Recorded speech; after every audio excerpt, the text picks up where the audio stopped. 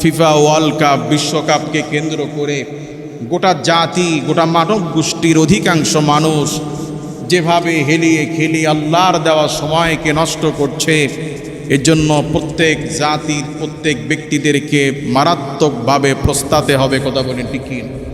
কাজেই মুআজ্জাজ হাজিরিন, আমার এই সংক্ষিপ্ত ভূমিকার কথা হলো যে আমাদেরকে সময়ের মূল্যায়ন করতে হবে। যে কোনো সময় আমাদের হায়াত ফুরিয়ে যেতে পারে, যে কোনো সময় মৃত্যু আমাদেরকে হাতছানি দিতে পারে। কখন আমাদের মৃত্যু কার কখন হবে এটি আমাদের জানা নাই।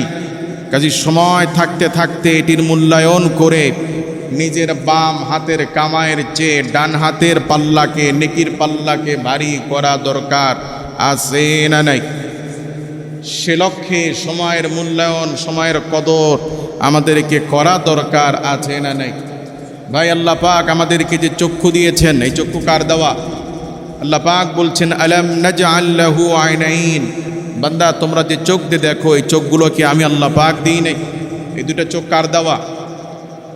সময়ের মূল্যায়ন আমরা কিভাবে করি?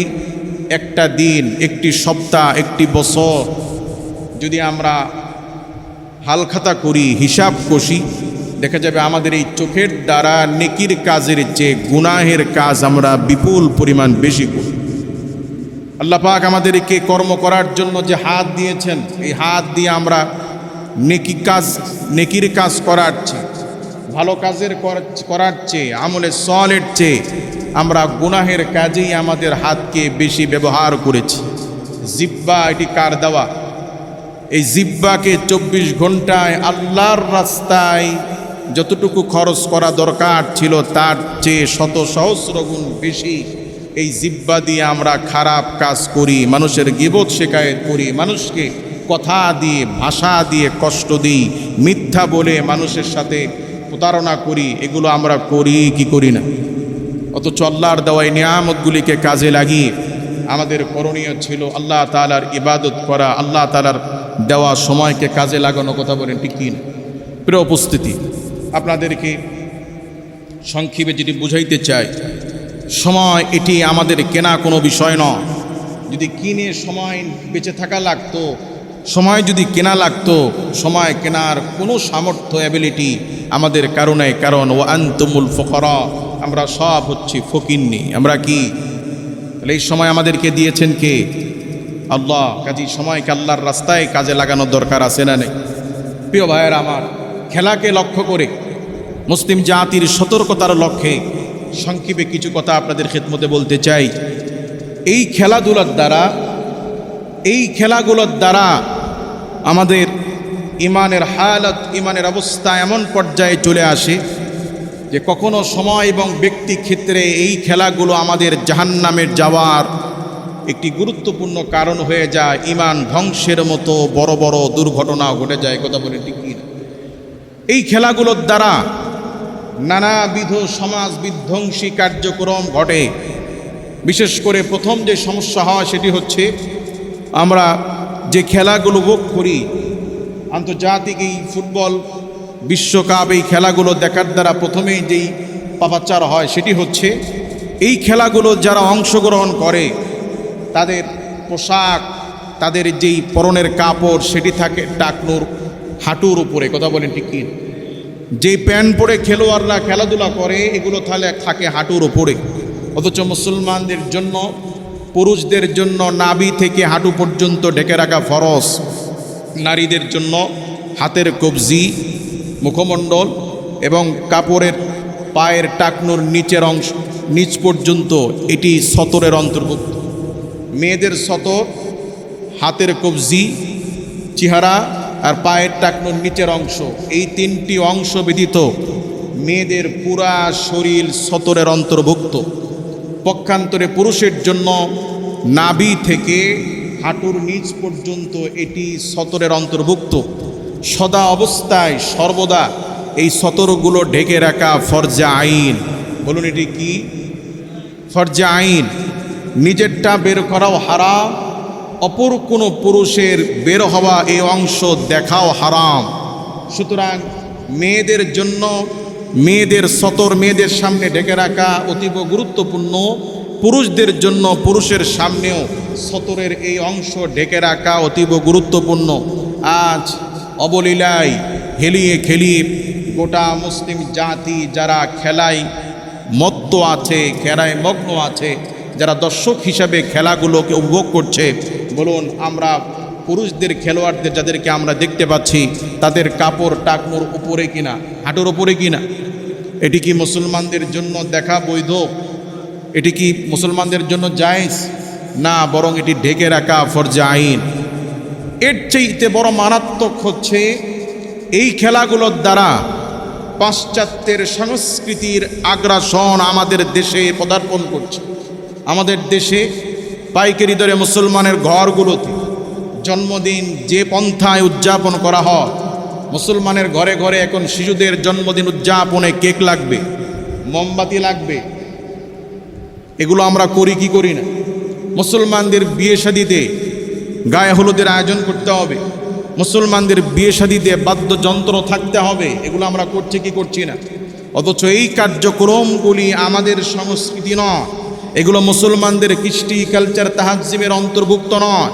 এগুলো পাশ্চাত্যের ইহুদি খ্রিস্টান আর বিধর্মী হিন্দুদের সভ্যতা থেকে এসছে। কথা বলেন ঠিক কি?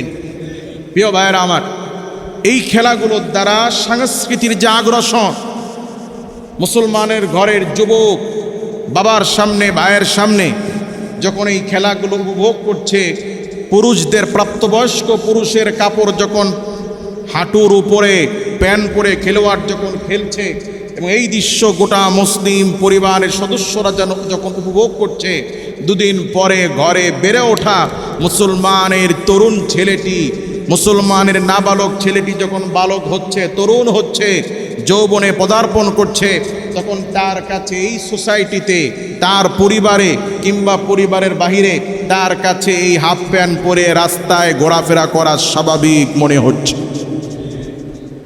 আমাদের দেশে ভারতীয় মিডিয়ার, ভারতীয় সংস্কৃতির কালো থাবা চলছে। আমাদের দেশে স্টার জলসা, জি বাংলা, এগুলো নাটক নাটিকাতে যারা মডেল, যারা মূল চরিত্রে কাজ করে যারা নাটিকা উপহার দেয়, এই নাটিকাগুলোতে শিক্ষণীয় কিছু তো নাই, বরং তাদের এই ঘটনাগুলোর চেয়ে মারাত্মক যে ক্ষতি হচ্ছে সেটি হলো মুসলমানের মেয়ে যখন দেখছে তার বাপ, তার ভাই, তার বোন, একই পরিবারের সদস্যবৃন্দ একসাথে ড্রয়িং রুমে বসে যখন ভারতীয় এই নাটিকাগুলোর নর্তকীদের, মডেলদের এই দৃশ্যগুলো দেখছে, সেখানে দেখছে তারা গেঞ্জি পরে অভিনয় করছে। প্রাপ্তবয়স্ক একজন নারী গেঞ্জি পরা, শর্ট জামা পরা, পিঠ খোলা, হাতের ডানা খোলা, বুকে ওড়না নাই, গেঞ্জি পরা, এই দৃশ্যগুলো দেখার পরে একই পরিবারের সদস্যবৃন্দ মুসলমানের ঘরের মেয়ে বাবার সামনে, ভাইয়ের সামনে দৃশ্য অবলম্বন করতে করতে কয়েকদিন পরে ছোট্ট মেয়েটি যখন বালিকা হচ্ছে, ছোট্ট মেয়েটি যখন তরুণী হচ্ছে, ছোট্ট মেয়েটি যখন যুবতীতে পদার্পণ করছে, তখন তার কাছে তার যুবক ভাইয়ের সামনে, তার পিতার সামনে, তার সোসাইটির মানুষের সামনে এই ওড়না ছাড়া গেঞ্জি পরে চলা তার কাছে স্বাভাবিক মনে হচ্ছে। কথা বলেন ঠিক কি? সুতরাং খেলাধুলা শুধু খেলাধুলা নয়, এই খেলাধুলার মাধ্যমে পাশ্চাত্যের কাল ভয়াবহ সংস্কৃতি আমাদেরকে থাবা দিচ্ছে। কথা বলেন ঠিক কি?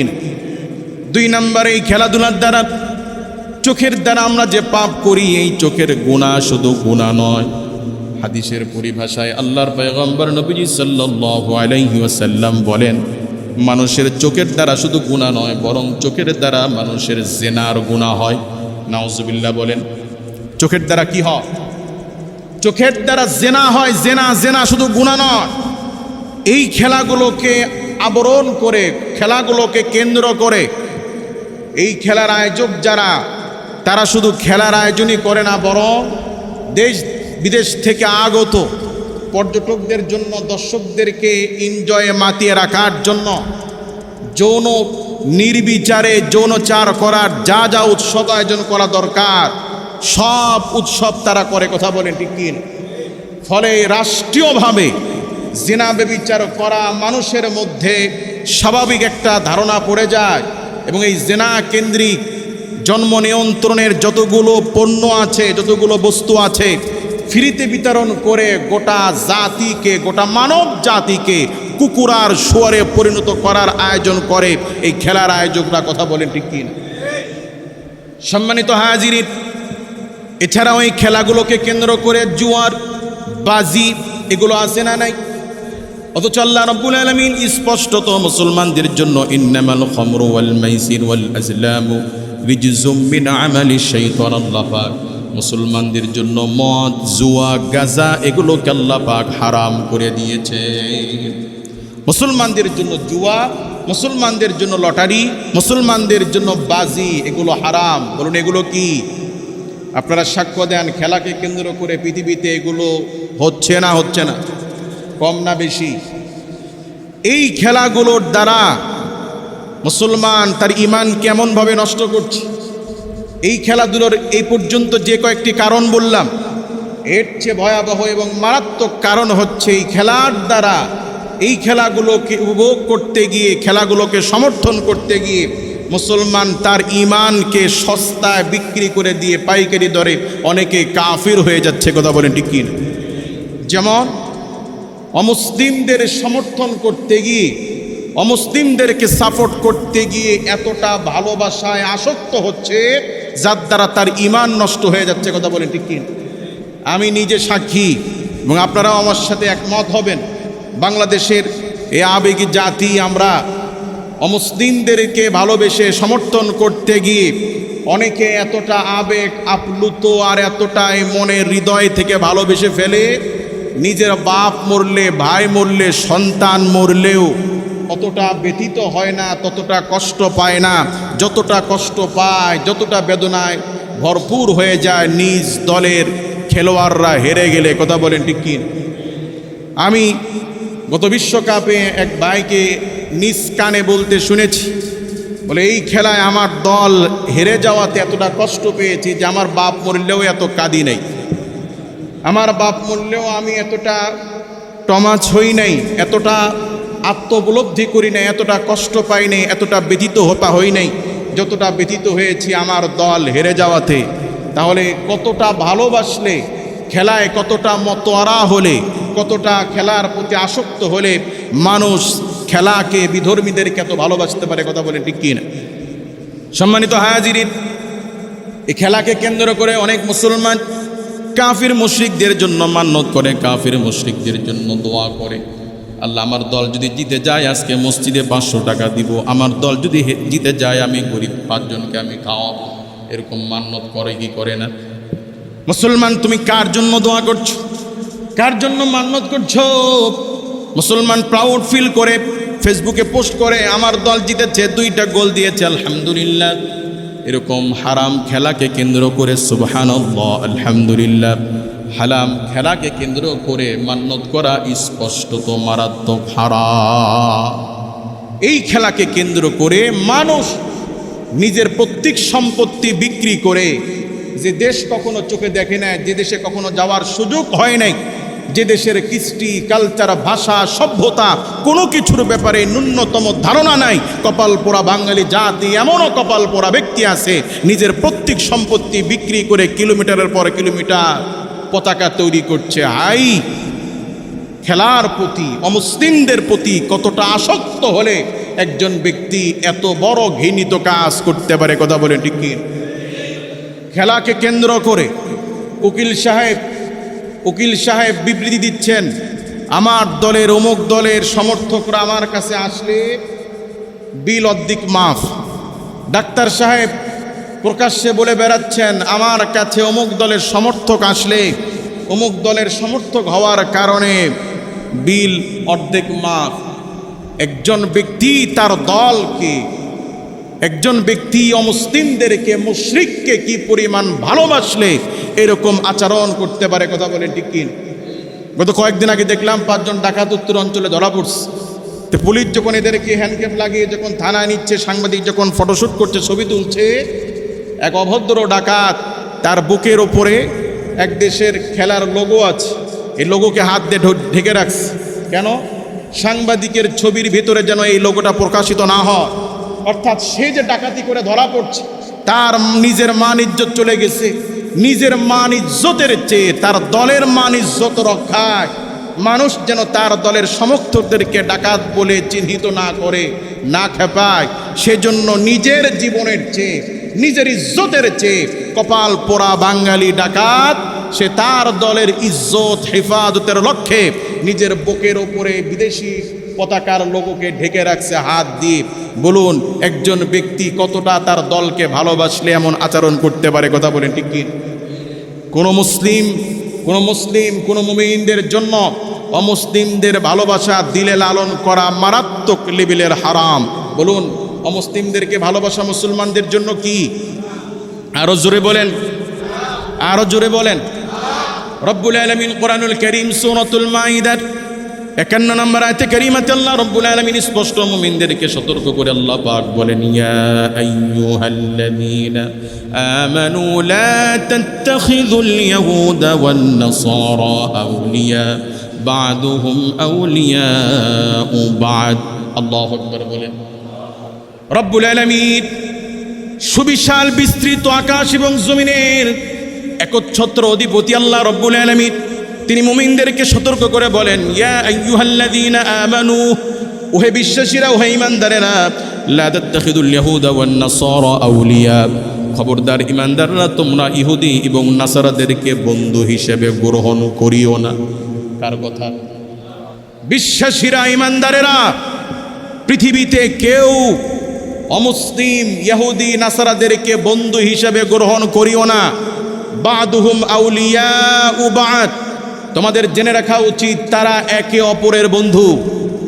ইহুদি, খ্রিস্টান, নাসারা, বৌদ্ধ, হিন্দু, সমস্ত মুসলমান বিরোধী যারা অন্য ধর্মাবলম্বী তারা সবাই প্রত্যেকেই জিসমি ওয়াহিদ, এক দেহের ন্যায়।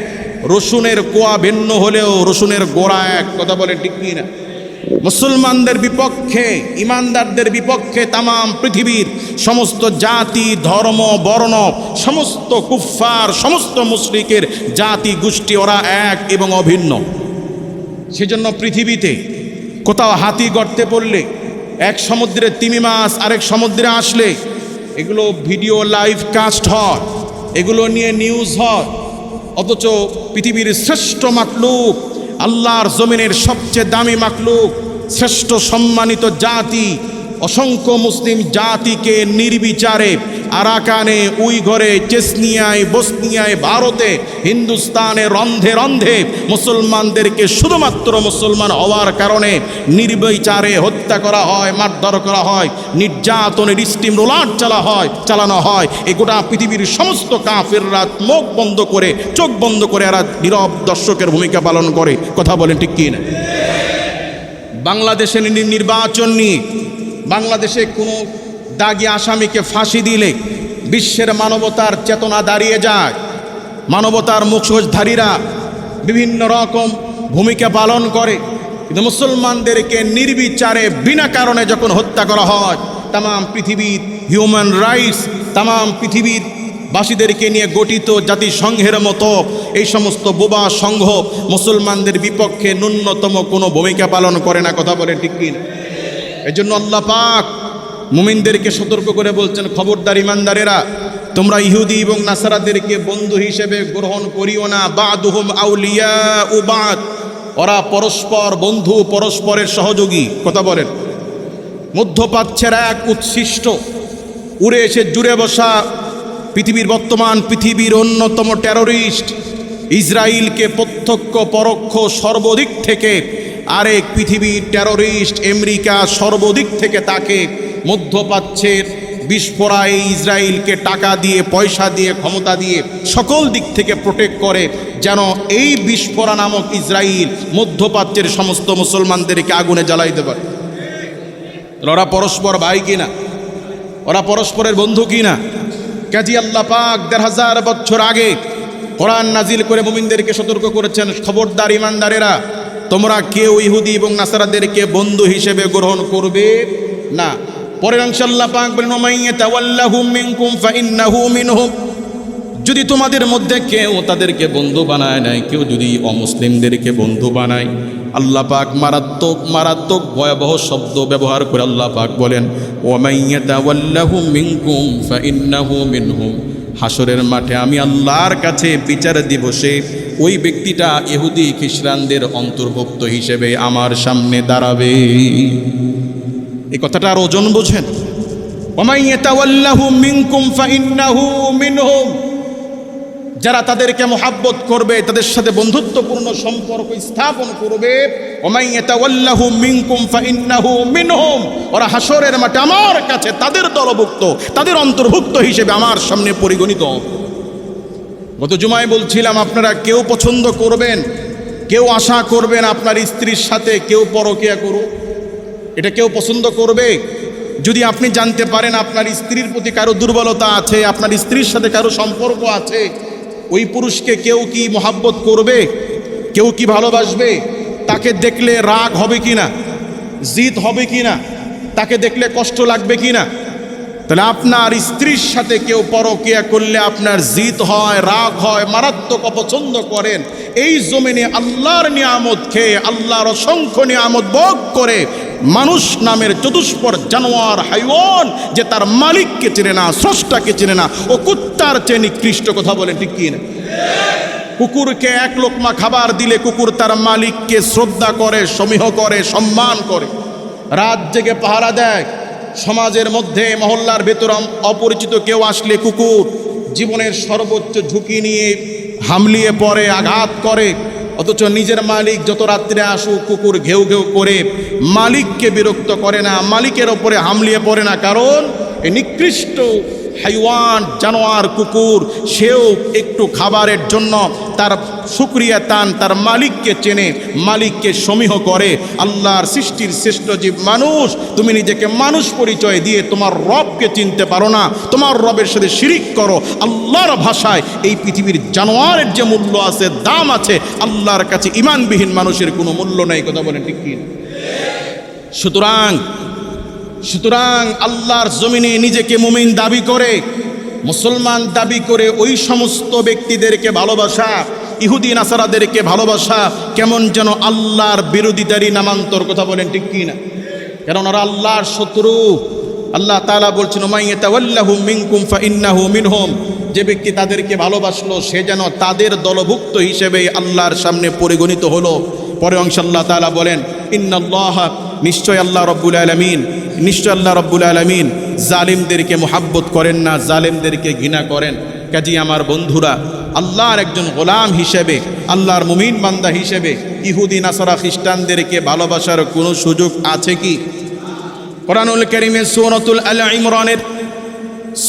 আল ইমরানের 28 নম্বর আয়াতে কারীমাতে আল্লাহ পাক বলেন, লা ইয়াত্তাখিযুল মুমিনুনাল কাফিরিনা আউলিয়া মিন দুনিল মুমিনিন। আল্লাহু আকবার বলেন।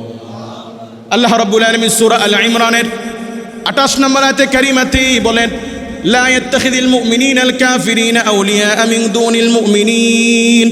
খবরদার, দুনিয়ার কোন মুমিন যেন মুমিন ব্যতীত কাফিরদেরকে যেন বন্ধু না বানায়। কে বলছেন? এরা দুনিয়ার মুমিন। দুনিয়াতে কোটি কোটি মুমিন আছে, মুমিন ব্যতীত কেউ যেন অমুসলিমদেরকে বন্ধু না বানায়। ওয়া মান ইয়াফআল যালিকা ফালাইসা মিনাল্লাহি ফি শাইইন। আল্লাহ পাক বলেন, কেউ যদি মুমিন ব্যতীত কাফিরদেরকে বন্ধু বানায়, কাফিরদেরকে মুহাব্বত করে, কাফিরদেরকে যদি ভালোবাসে, আল্লাহ পাক বলেন, ফালাইসা মিনাল্লাহি শাইউন। ওয়া মান ইয়াফআল যালিকা ফালাইসা মিনাল্লাহি শাইইন ইল্লা আন তাত্তাকু মিনহুম তুকা। আল্লাহ তাআলা কোরআনুল কারীমের মধ্যে বলেন, ওই ব্যক্তির সাথে আল্লাহর কোনো সম্পর্ক নাই। কে বলছেন? কত বড় কথা! ওয়া মান ইয়াফআল যালিকা ওয়া মান ইয়াফআল যালিকা ফালাইসা মিনাল্লাহি শাইইন। যারা অমুসলিমদেরকে বন্ধু বানায়, অমুসলিমদের সাথে হৃদ্যতাপূর্ণ সম্পর্ক তৈরি করে, ওয়া মান ইয়াফআল যালিকা ফালাইসা মিনাল্লাহি শাইইন, তাদের জেনে রাখা উচিত আল্লাহর সাথে তাদের কোনো সম্পর্ক। এটা আমার কথা? কার কথা? আচ্ছা, অমুসলিমদের সাথে বন্ধুত্ব না করলে আমাদের কোনো ঠেকা আছে?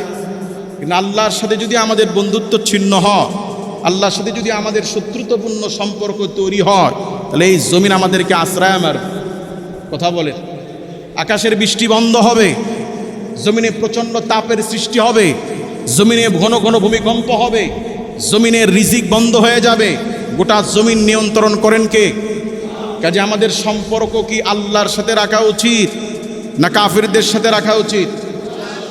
তাহলে আল্লাহ পাক সুস্পষ্ট বলছেন, যারা ইহুদিদেরকে, নাসারাদেরকে, অমুসলিমদেরকে বন্ধু বানাবে, ওমাই ইয়াতাওয়াল্লাহুম মিনকুম, তাদের জেনে রাখা উচিত আল্লাহর কাছে তারা অমুসলিম বলেই পরিগণিত হবে। যারা অমুসলিমদেরকে বন্ধু হিসেবে কবুল করবে, যারা অমুসলিমদেরকে বন্ধু হিসেবে কবুল করবে, ওমাই ইয়াফআল যালিকা ফালাইসা মিনাল্লাহি ফি শাইইন, তারা আল্লাহর কাছে, আল্লাহর সাথে তাদের কোনো সম্পর্ক থাকবে না। আল্লাহ পরের অংশে বলেন, ইল্লা আন তাত্তাকু মিনহুম তুকা, তবে তারা ব্যতীত যাদের ঈমান, যাদের মৃত্যুর আশঙ্কা নাই, অমুসলিমদের সাথে বন্ধুত্ব না করলে মৃত্যুর আশঙ্কা আছে, মেরে ফেলবে, তাদের কথা ভিন্ন, কিন্তু তাদের সাথে বন্ধুত্ব না করলে মৃত্যুর কোনো ঝুঁকি নাই। জেনে শুনে কেউ যদি কাফিরদেরকে বন্ধু হিসেবে কবুল করে, তারা আল্লাহ পাক বলছেন ফালাইসা মিনাল্লাহি শাইইন, আল্লাহর কাছে তারা, আল্লাহর সাথে তারা সম্পর্ক ছিন্ন। কার কথা? ওয়ায়ুহাযযিরুকুমুল্লাহু নাফসাহ, পরের অংশে আল্লাহ পাক বলেন ওয়ায়ুহাযযিরুকুমুল্লাহু নাফসাহ, আল্লাহ তোমাদেরকে সতর্ক করছেন, মনে রাখিও ওয়া ইলাল্লাহিল মাসির, অতীব দ্রুত তোমাদেরকে আল্লাহর দিকে ফিরে আসতে হবে। যতই তালবাহানা করো, যতই যা কিছু করো, দিন শেষে তোমাদেরকে আল্লাহর দিকে ফিরে আসতে হবে। বলুন, আল্লাহর দিকে যাওয়া লাগবে কি লাগবে না? মসজিদে আসুন বা না আসুন, নামাজ পড়ুন বা না পড়ুন, আপনি মসজিদে আসেন বা না আসেন, আপনার মৃত্যুর পরে জানাজার জন্য, খাটিয়ার জন্য মসজিদের দিকে আসতেই হয়। কথা বলে ঠিক কি না? এইটা হচ্ছে দুনিয়ার কথা, কিন্তু সবচেয়ে বড় কথা, মৃত্যুর পরে আমাদেরকে আল্লাহর দিকেই যেতে হবে। এই জন্য কোনো ব্যক্তিকে আমরা কবর দিয়ে কি বলি? মিনহা খলাকনাকুম ওয়া ফিহা নুঈদুকুম ওয়া মিনহা নুখরিজুকুম তারাতান উখরা। হাই আল্লাহর বান্দা, এই মাটি দ্বারা তোমাকে সৃষ্টি করা হয়েছিল, এই মাটির ভিতরে আমরা তোমাকে দাফন করলাম, এরপর আবার এই মাটি থেকেই তোমাকে উত্তোলন করা হবে। এগুলো আমরা বলি কি বলি না? কাজী দিন শেষে যে যা কিছু করি না কেন, নামাজ পড়ি না পড়ি, আমরা আল্লাহর দিকে আসি বা না আসি, মৃত্যুর পরে আল্লাহর কাছে ধরা দিতেই হবে। কাজী আল্লাহকে ভালোবেসে আল্লাহর দিকে আসা দরকার আছে না নাই? হ্যাঁ, আপনার মনে হয়তো খেলা দেখতে চাবে, এখানে মাসলাগত বিষয় যে তার মানে কি ফুটবল হারাম কি না?